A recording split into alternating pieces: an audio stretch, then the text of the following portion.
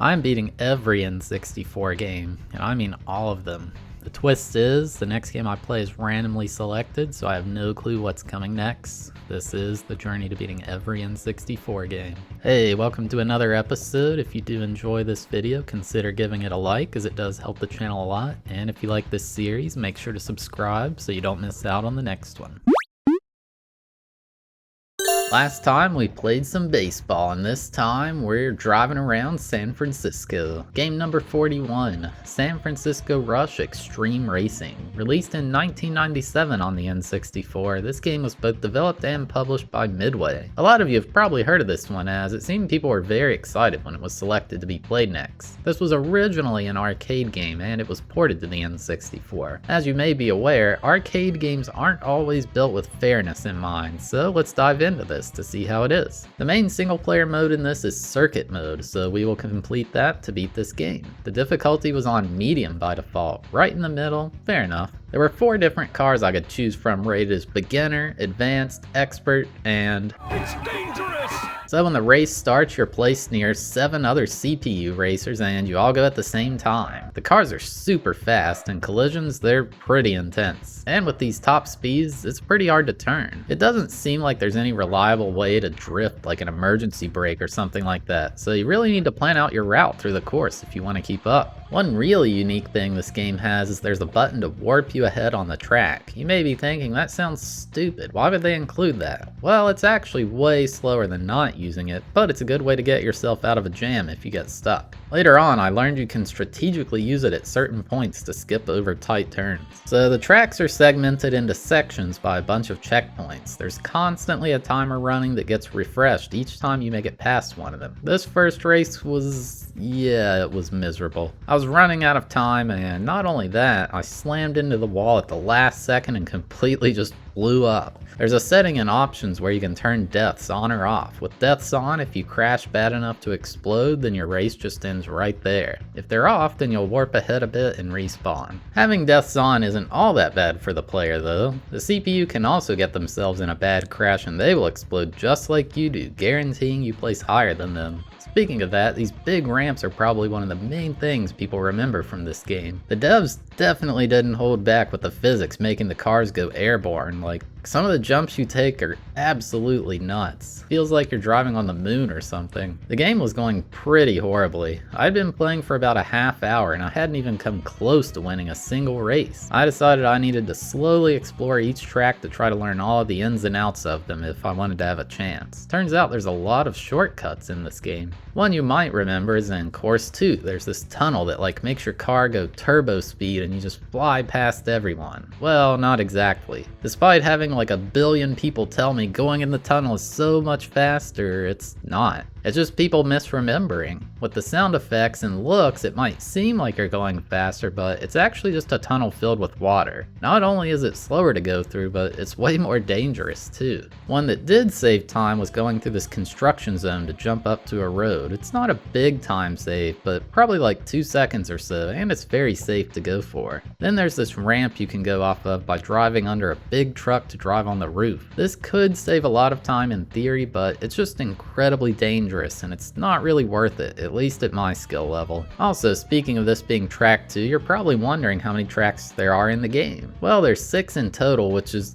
honestly not a lot, and the circuit has 24 races. What it has you do is race each track 4 times, once normally, once mirrored, once backwards, and once both backwards and mirrored. Kinda cool that the tracks are all designed to be completed that many ways. In the end, for the most part, the shortcuts in these levels were way too risky to try for. Plus you have to consider how the shortcuts work when the track is mirrored or backwards. So the only thing I really had to rely on was my driving skill. I was just constantly getting wrecked, and there was nothing I could really do but just keep grinding away. I tried playing with deaths off to see if it was any different. At least this way, if I crash, it doesn't immediately end the race. After well over an hour of attempts, I was finally doing well on track 1. It took all the energy I had to simply beat the CPU on what is definitely the easiest track, but I did it.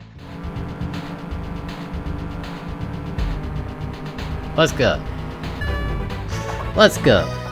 It felt so good to finally win something because, man, I just lost every single attempt for an hour straight. After each race you get points based on what place you finish, so we need to be at the top of the standings at the end of the circuit, not necessarily get first on every race. The next race was track 6. This one's actually kind of interesting because you start in the middle of it and the checkpoints are like at both ends of it. The benefits of having deaths off are you can have insanely brutal crashes like this and end up mostly fine after. However, the CPU can also have those crashes, so it's a double-edged sword. The checkpoints in this level are interesting because you're supposed to drive towards them and make a loop at the end of the track. Ultimately though, it doesn't matter which direction you go through the checkpoint, so if you go the opposite way of all the computers, you'll still be fine. You can abuse this by using the respawn button. See, one direction of the loop's easier to navigate than the other, so if you drive towards the checkpoint going the easy way, then as soon as you pass it, press the respawn, it'll put you back on the easy path but going the other direction.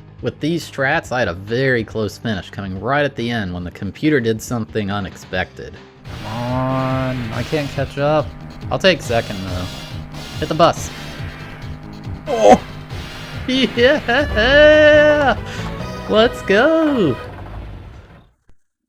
Dude, the strats, this is suddenly looking a lot more beatable. Can't believe they just rammed into the bus like that. The third race was track 1 again, which it's by far the easiest to drive on. It took a couple tries, but I knocked out first place without too much trouble. Guess I should mention the music in this game. They have around 6 or 7 music tracks that play while you're racing, which is really nice. It's hard to fit music on the N64, honestly. The songs, they're not too bad, but the best one by far is the one that's just like wah over and over. I think Waluigi wrote that song. So the next race was on track 2, you know, the one where you drive under the truck and up on the roof. It's not super easy, but it shouldn't be too tough. Well, that's what I thought at least. No matter what, I just kept ending up in last place and even running out of time without being able to finish the race. One good thing about this game is you can just restart a race without any risk, so it makes the circuit easier to finish in first. But yeah, this race it felt impossible. Something wasn't right. How could I go from getting first on the previous 3 races to not even getting close to coming in 7th? That's when I figured it out. The difficulty of the game was on very hard somehow. It turns out this game has adaptive difficulty. The difficulty you set in options doesn't mean anything for the circuit mode. It starts on medium and changes depending how you do in each race. So since I kept getting first place, the game put it on very hard to try to even things back up. It's like a very rudimentary rubber banding method. It felt like no matter how well I played, very hard was just impossible for me. There are some secret cars you can unlock by collecting hidden keys throughout each level, but I never did that. Maybe very hard's only possible if you use those cars or something, I'm not sure. I decided to just cut my losses and get out of this race. Since I only need to get the top score in this circuit, it's not the end of the world getting last. The next race was track 1 again, but still on very hard. I managed to get second place, which I decided to stick with that. It was really frustrating because having a decent lead in points made the game ramp it up to very hard difficulty. I got another 8th place finish and track 1 came up again. Since I was barely in first place now, the game put it on hard instead of very hard. I don't know, I think this is super frustrating. Like, I get it's a port of an arcade game and those are designed to eat quarters, but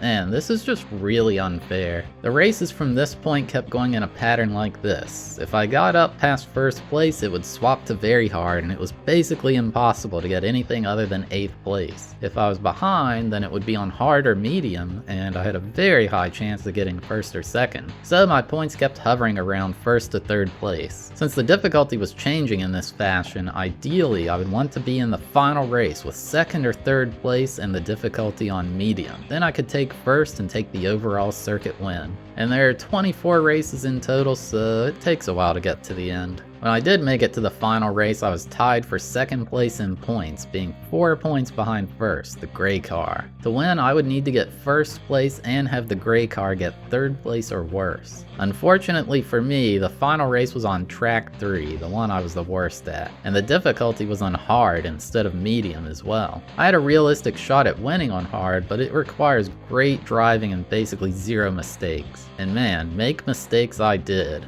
It's just so unfortunate that the hardest track was the one that showed up last. It's random what order you get. There was only one really viable shortcut for the level, and it was just a minor one. I'd run into a wall, quite literally. After nearly 4 hours of trying to win, I finally had the God run where I made 0 mistakes. It was approaching the end of the final lap, and I was still in first place. This is how that ended.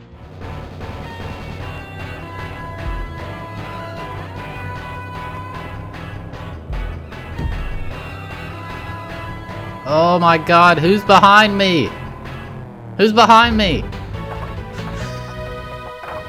No! Unfortunately, even though I won, the gray car was right behind me in second. That means it was ahead of me by 1 point in the standings, giving me second place overall. I was absolutely devastated. It felt like this was a winning scenario. I mean, it shows a trophy and plays victory music, but it just didn't feel right. I needed to get first place. Since the game autosaves after each race, this circuit run was now bust. The only option was to just start a brand new circuit and try all over again. Some theory crafting happened after this. Since the difficulty was adapting to create a rubber banding effect in the standings, I thought maybe it would be wise to just purposely get last for a while. Then the game would be set to very easy all the way until the end, but it seemed too risky to try to have enough points by the end of the circuit that way. The only real option was just race through again and hope the final race isn't as unforgiving this time. I decided it's also worth it to turn deaths on. The reasoning was, even though it's way harder for me to finish a race in first since I can never crash once and I can't use the respawn trick, but I can restart the race if I'm crashing, so I'll never actually end in a death. The computer, however, they can die, and they definitely will on a few of these tracks. This means even if the difficulty is set to very hard, I can get some points out of the race. If, say, 3 of them crash, then I'll finish in 5th place at worst, making it much easier to stay at the top of the standings. With all this in mind, I started up a new circuit with a positive outlook.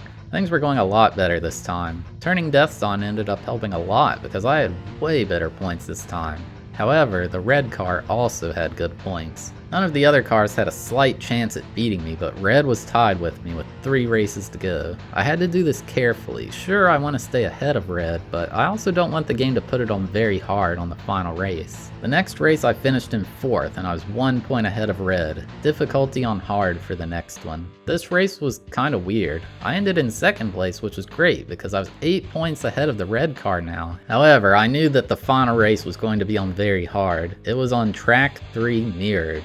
Great, track 3 again. As long as red finished in 3rd place or worse, I literally couldn't lose. But on very hard, this is just not happening. I had played this game so much by this point, I knew the track so well, and I was very used to the physics, but very hard difficulty, it's just flat out unfair. Every single time I tried the race, that stupid red car would just dominate all the other CPUs. I couldn't afford to let red get first. My best hope was for red to crash, then it was impossible for me to lose. Unlucky for me, red was just driving like some stunt car driver and never messing up. Like, there was definitely some close calls though. Cause it's gonna work out, baby. Oh god.